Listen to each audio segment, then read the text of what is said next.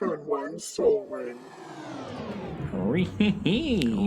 Do. So we are back with the Brothers War Explained Part 4. I'm Kevin. And I'm Eric. And last time we left off on Ashnod acquiring the Silex. Yeah, which is really interesting what's happening here. And learning how to use it. And now, the start of this episode, we're doing a big time jump again of about 10 years. So in this past little bit, it's been 20 years of just jumping.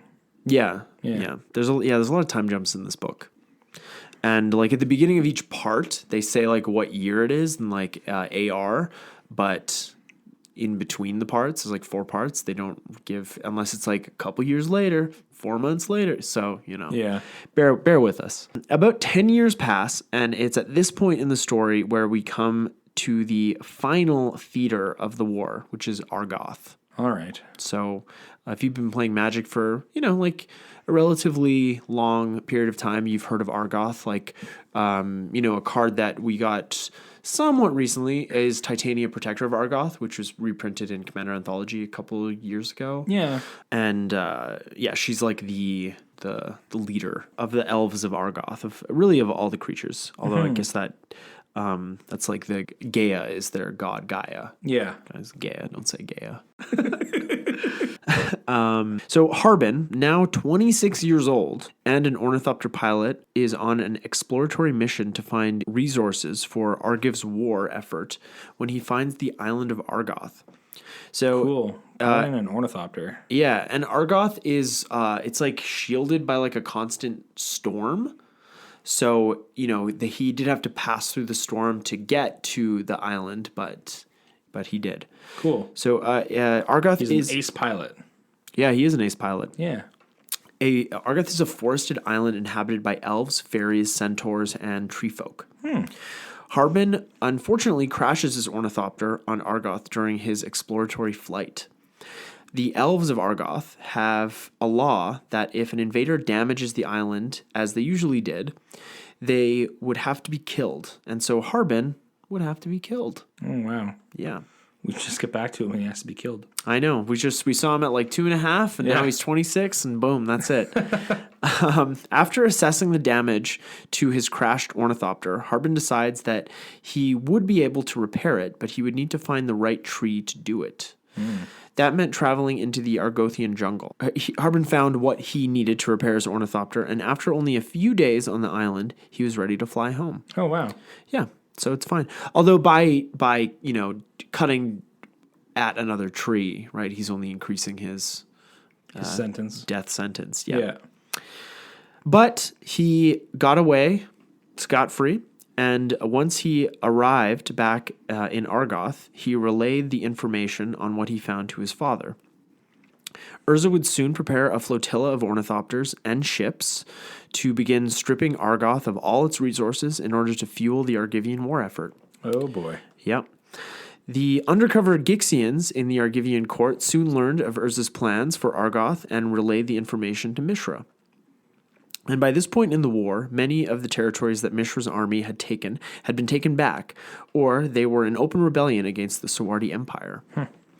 Mishra had spread his army too thin again, and he too needed new resources to continue the fight. Just not learning from his own mistakes. No, he stinks. Yeah. The Gixians that had continued Ashnod's work after her banishment years earlier were now part human, part machine. Over the years, they had grafted machine parts to their bodies and even replaced whole limbs. Oh, wow. Yeah, they're gross.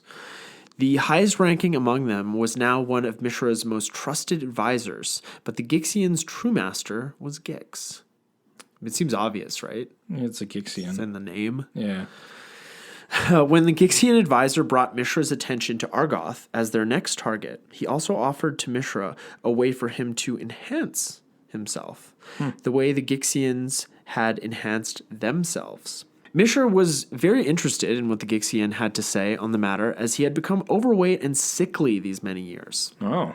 Yeah, I guess breathing in like fumes from factories that made like zombies and big dragon engines ain't so good for your health. Not good for you. Yeah. Gix was well aware of everything going on during this time, He was playing both sides against the middle, and soon Mishra would be fully under his control. Gix still wanted to unite the split Power Stones, and he wanted one of the brothers dead and the other weakened enough that Gix could control him. Well, he wants one dead. Yeah, well, he kind of decided that, keeping them both alive just wasn't necessary. Wasn't a good idea. Yeah, Yeah. as long as he has one and both Power Stones, He's good. He's good, yeah. Gix could not wield the Power Stone himself and would need one of the brothers alive and under his control if he was to achieve his goals. All right. Which was now, he realized, a full-scale Phyrexian invasion. Gix planned to make this work he planned to turn Teresia and Dominaria into another Phyrexia. Yeah. He would need the brothers out of his way to do it, though. Gix thought the army's encounter at Argoth would be their final one, which is exactly what he would need to get the brothers out of his way for good. Or so he thought. Ooh. Yeah. Okay, so the next part here is Argoth. Getting into Argoth. Yeah. It took a few years for Urza and Mishra to prepare their respective invasion forces for the battle over Argoth. And in the intervening years, Ashnod had made her home in Almaz, a small city in the now rebellious Falaji Desert. During this time, Ashnod had become the leader of that city and studied the powerful artifact that was the Silex. Mm-hmm. She had learned how to use the artifact and planned to use it to curry favor with her former master. Ah. Yeah, so she kind of wanted to get back with Mishra. Yeah. When word reached Ashnod about the brothers' plans for Argoth, she decided to return to Mishra with the knowledge that she now wielded, the knowledge of the Silex. By the time she had arrived in Mishra's kingdom, he was already on his way to Argoth with his fleet. She had missed him, but she was able to gain passage on one of the supply ships in the wake of the fighting force. Okay, so hot on his heels. Yeah. It was Urza's army that invaded Argoth first. At this point, Mishra was only finishing his own invasion fleet and ships. When Urza's ships made landfall in Argoth, Urza's legions of automatons unloaded off the ships and gathered on the beaches. It did not take long for the elves and other creatures of Argoth to begin fighting against Urza's army. Yeah, it's like, get the hell out of here. Yeah, come on. This initial fighting would last months as the elves gave little ground to the artificial fighting machines. Urza's army was led by his son Harbin, with Tanos as his advisor. They arrived in Argoth among a flotilla of ornithopters. And actually, it's kind of sweet because Harbin calls Tanos Uncle Tanos. Aw. Yeah, it's nice. It is nice. Tanos. Over the months of fighting and harvesting resources from the island, the Argivians built coastal towers to protect their forces from the forest creatures. It seemed that the assault led by the elves was unending until one day it just stopped. After several days of calm, a single elf carrying a scroll arrived at one of the coastal towers the Argivians had erected. The elf was there to parley. Harbin himself was at the tower that day and reviewed the scroll personally. The scroll stated that if the Argivians wanted to parley, they should go to the location marked on the included map. The location marked was a few hundred miles inland. Harbin decided to go, but Tanos insisted that he take a squad of ornithopters with him. Yeah, going right into the middle of the island seems a little... Yeah. Yeah, we've been here before. When they arrived, they were greeted by a small army of elves. Darting among the ranks of elves were pixies, behind them were centaurs, and tree folk. Ooh, that'd be scary. Yeah. One of the tallest elves approached Harbin and asked him to come with them for an audience with their queen. Ooh. Harbin traveled with the assembled elves to meet their queen in a large wooden palace. When Harbin was brought before Queen Titania, Hey. yeah, protector of Argoth, Nice. their conversation was pretty much what you'd expect. Titania ordered Harbin and his army to leave Argoth, and Harbin told the queen that they would not leave until they had gotten what they came for. After Titania threatened to kill Harbin and the rest of his army, Harbin made a plea to the queen. Harbin tells her that they need the resources of Argoth to fight against a more powerful enemy. Harbin tells the queen that if his army is destroyed, then there will be nothing stopping Mishra's army from destroying Argoth next. Yeah, it's kind of like, Sure. Yeah. 6 of one, half a dozen of the other, right? Yeah, they're both just out to destroy Argoth, really. Yeah. So the queen tells Harbin that it is too late, that Mishra's army had already landed on the western shores and began plundering the land. Well, they're getting it from both sides. Yeah, shit. Harbin offers to ally with the Argothians to fight Mishra and his army. The queen, seeing through the situation, declines his offer. She knows that the armies are the same and are only interested in destroying her home and her people. She's smart. Yeah, and I think that's like a sort of the main theme of this story. Like, it sort of feels like Urza is the like the protagonist, Yeah. but he's bad too. Yeah, he is. Yeah. Yeah. He's bad in like a different way, but he's still just kind of out for his own ends. Out for his own gain and stuff. Yeah. But like not like just straight up evil like Gix. Right. Yeah. Right. So Harbin is ordered to leave and return to his towers. Before he could, however, he noticed that there were several humans standing among the gathered elves. These humans were the druids of Citanel. They had left the mainland centuries ago because of their hatred of artifice, so quite the opposite of Gixians. Yeah. Harbin was led out of the Great Hall, back the way he had come. On his way through one of the rooms, he discovered that the Argothians had somehow transported their squad of ornithopters to the palace. Whoa. Weird. Before Harbin was able to leave, the druids used their powers of mana manipulation to dismantle all 5 of the ornithopters they had used to travel to this meeting. Titania promised that Harbin and his men would not be harmed until they returned to their tower, but they would have to make their way back on foot. Ouch. That's too bad. Yeah. At this point, Ashnod had finally arrived on the western coast of Argoth, at Mishra's coastal fortress. When Ashnod first encountered Mishra, she noticed that he looked quite different than he had years earlier. Yeah, he seemed thinner and more muscular. His hair and beard were also darker. Ashnod thought that he had finally started employing cosmetics to hide his age. Ashnod offered to help Mishra take Argoth once and for all, to use the Silex to do it. Mishra, however, was not interested in what he considered to be, quote, magic. He lifts Ashnod's banishment and tells her she can stay or go, but if she stays, she will be watched closely. So Mishra kind of knows that, well, obviously from before. It's like, hey, if you're going to work here again, You do what I say. you do what I say. Yeah. You got to be trusted again. Although Mishra was not interested in the Silex, the Gixians approached Ashnod shortly after her reunion with Mishra to request to take it from her. Ashnod refused to give the Silex to the Gixian monks, but the Gixians threatened her, claiming that they had the full ear of Mishra and could be her worst enemy. And so she gave them the Silex. Oh. But it was a fake. Ashnod carried the real Silex in her bag and kept it with her at all times. The Gixians would figure out the forgery, but it would take time. Poor Ashnod. Yeah, that's the thing. Like, she's kind of awful, but I'm kind of rooting for her. Yeah, right? You know?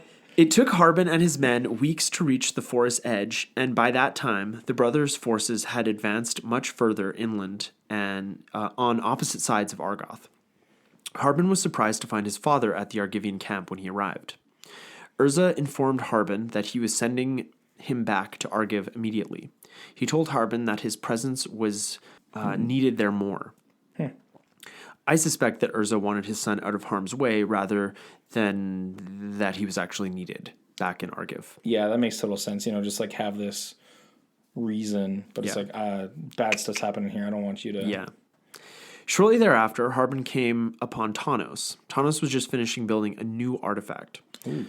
Tanos explained to Harbin that the device could be used as a kind of stasis pod.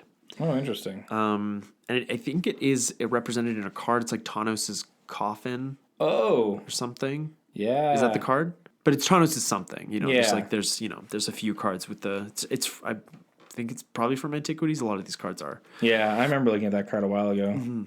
Tanos tells Harbin that when the war is over and Mishra defeated, he thinks that Urza will not be able to bring himself to kill his brother. Tanos thinks that keeping Mishra in this pod-like device, effectively asleep but alive, would be agreeable to Urza. Before Harbin is sent back to Argiv, he is ordered to quell an attack at the Argivian docks on Argoth. As more of the land is felled, from one side Urza and the other Mishra, Titania is dying with each tree that was chopped down and each mountain that was strip mined. Hashtag strip mine. So good. Titania was dying, and the remaining elves were not numerous enough to assault either army head-on any longer.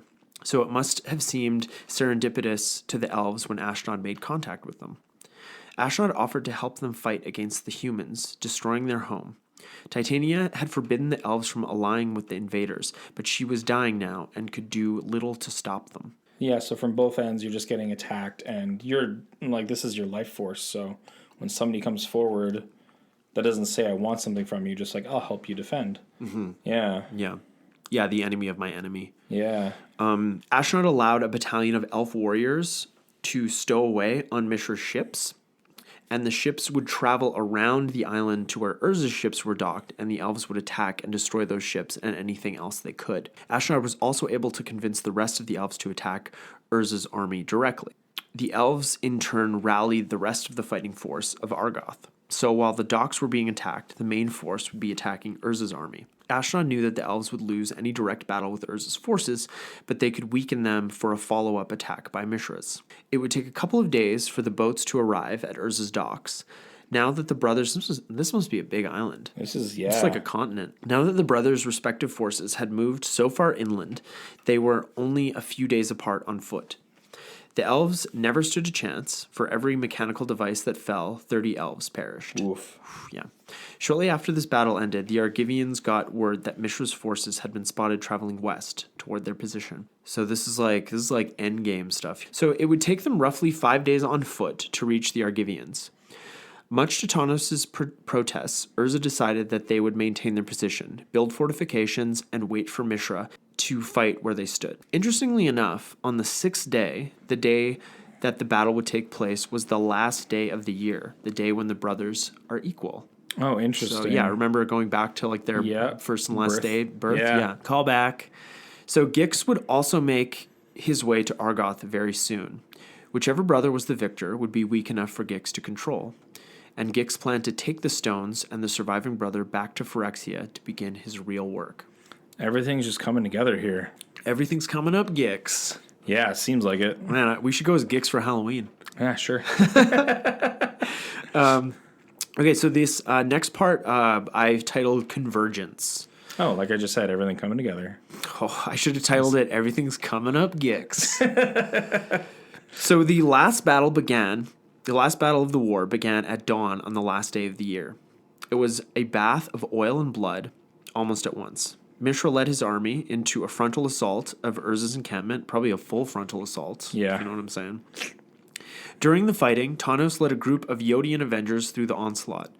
When they came upon a group of Gixian monks, the Avengers made quick work of the Gixians, and while examining the bodies of the monks, Tanos realized that they had replaced entire parts of their bodies with mechanical parts. All right.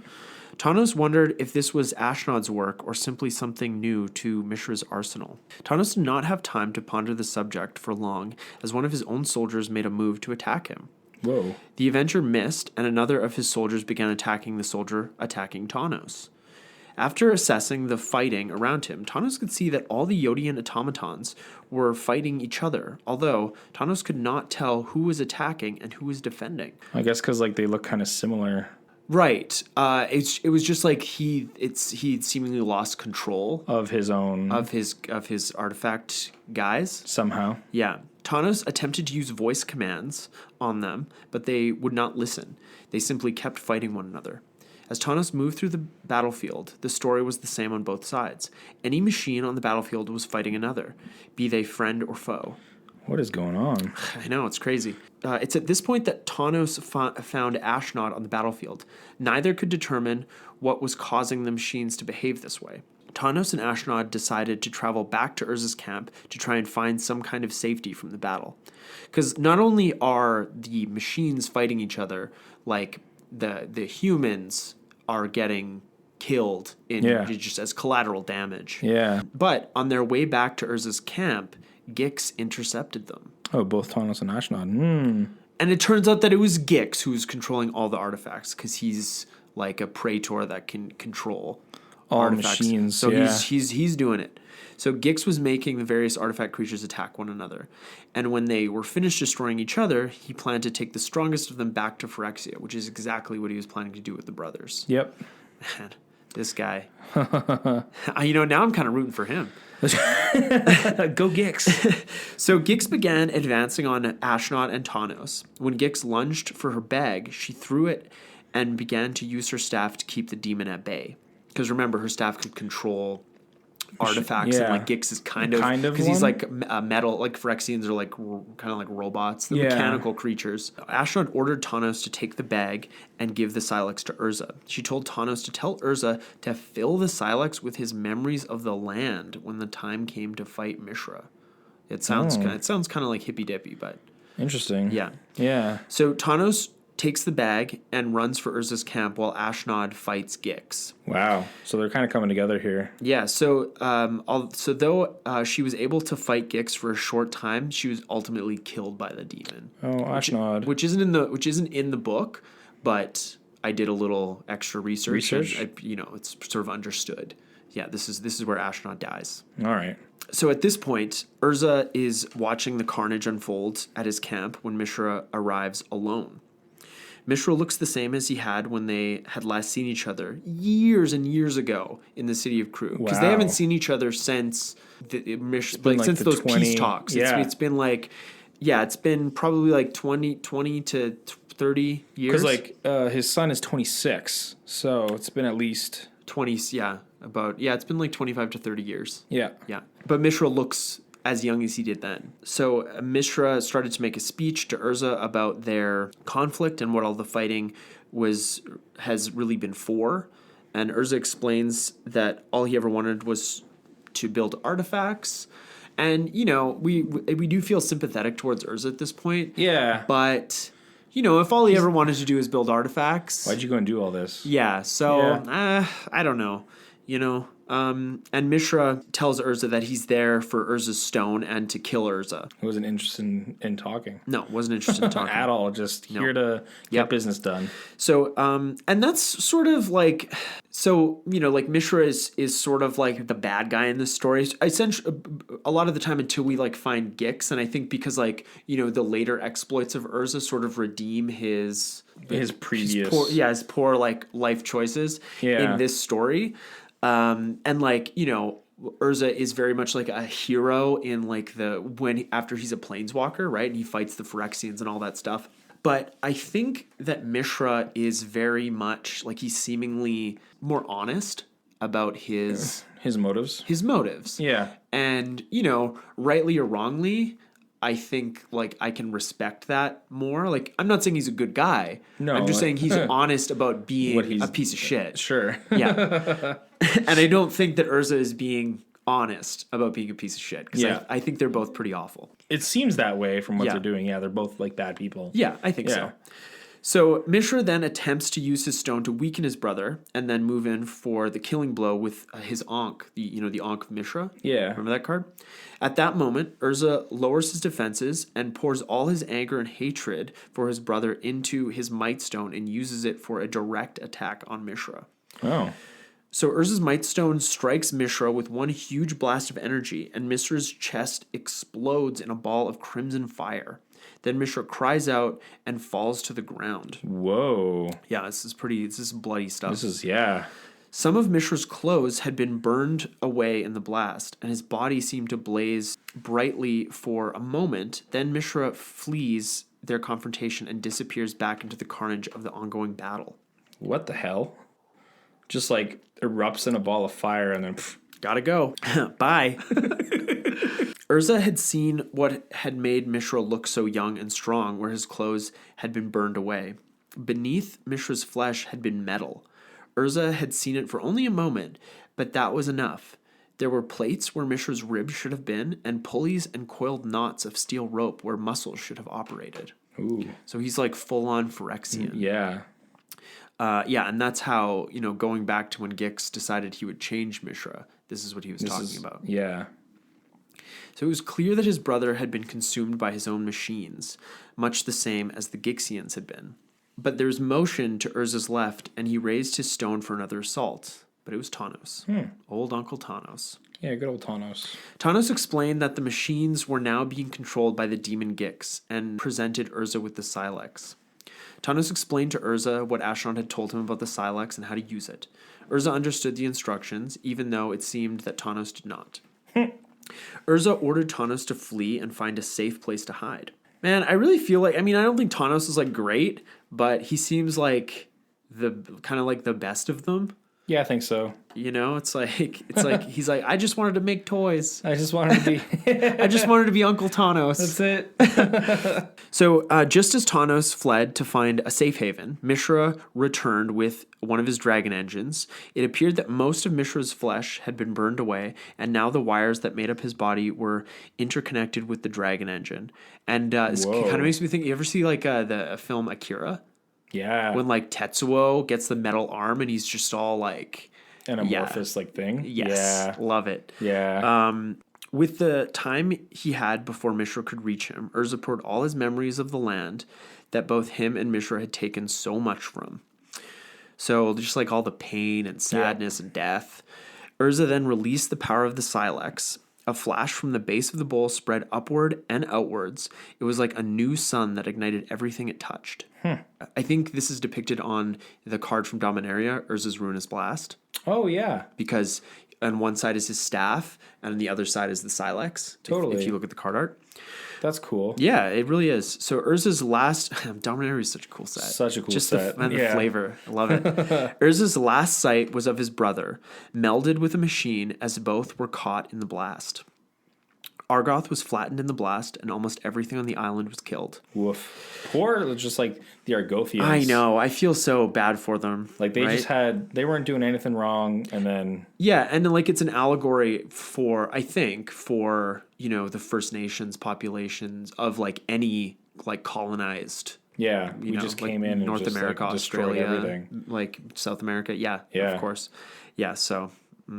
it sucks. It's implied that Harbin and his fleet of ships that were traveling towards like back to Argiv are destroyed and Harbin is killed. But if you go on like the MTG wiki, it's like unclear. So if that actually happens, if he actually Harbin killed, could maybe be alive. Right. But I didn't mention this because I didn't think it was essential to the story. But Harbin, by this point in his life, had married and had children. So the Urza Mishra, whoever the father was, has the line has lived on. The line's continuing. Yeah.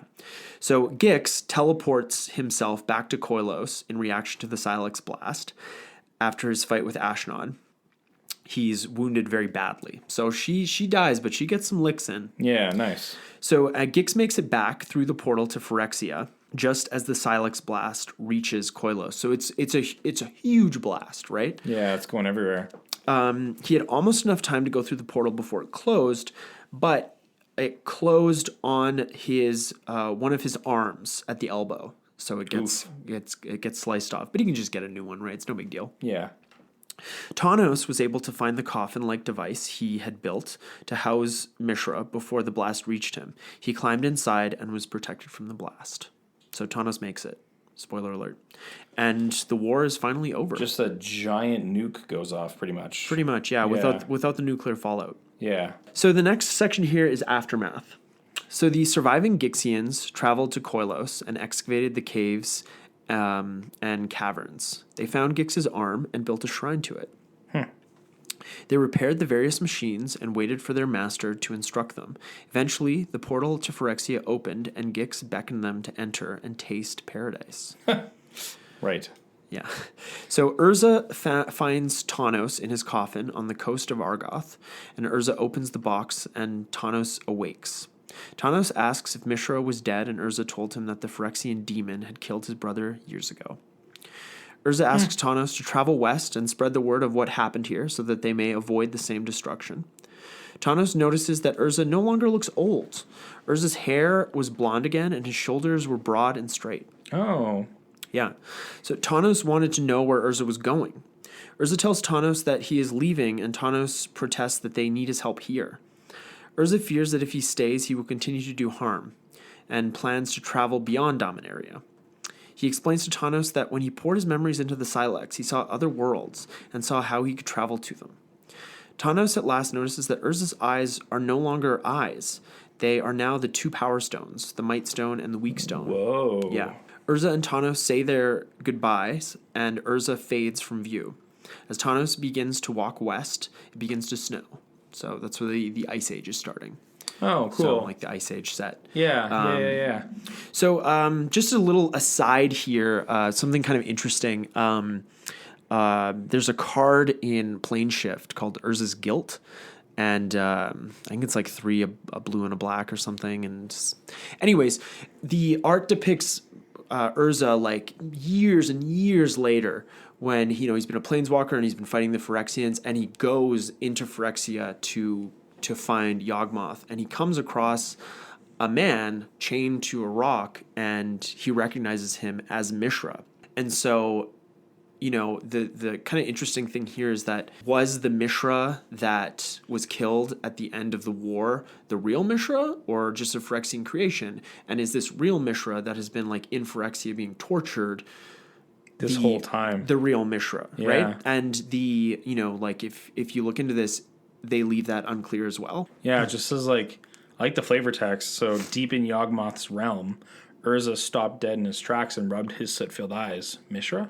Yeah, that's just kind of a fun. Yeah, who knows which Mishra died and which Mishra lived, and either way, rough. Which definitely by this like art, it kind of seems like that Mishra was like, this is the real one. This is the real one, yeah. That Urza encounters, and he's been like in Phyrexia and been tortured this whole time. Right, like Gix just did like a switcheroo. Yeah. That's I think that's more of like I think I enjoy that story a little bit better. A little bit better. Yeah. Yeah, because then it makes Mishra seem like less horrible. Yeah. But just a story filled with tragic characters. Just like it's a bit of a downer. Just in general.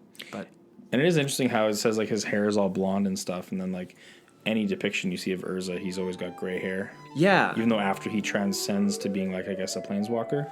Right. Sounds like he's younger again. Right, but all the stuff in like what is it, like Invasion and stuff. I think there is, I'd have to look in this more, and we can do this on future lore episodes, but I think there's like thousands of years where he's alive because he's kind of immortal now. Yeah. So he might have gotten older. Just because he's been alive for so long. Yeah. But don't quote me on that. Yeah, that makes sense though. But we're going to wrap this lore series up, and we'll be back with maybe we'll continue with Planeswalker. Yeah. Yeah. But we'll let you guys know, and thank you very much for listening. Thank you for listening. Hope you enjoyed it all. And this was a fun go about. All right. Talk to you later. Bye now. Bye. Turn one soul ring.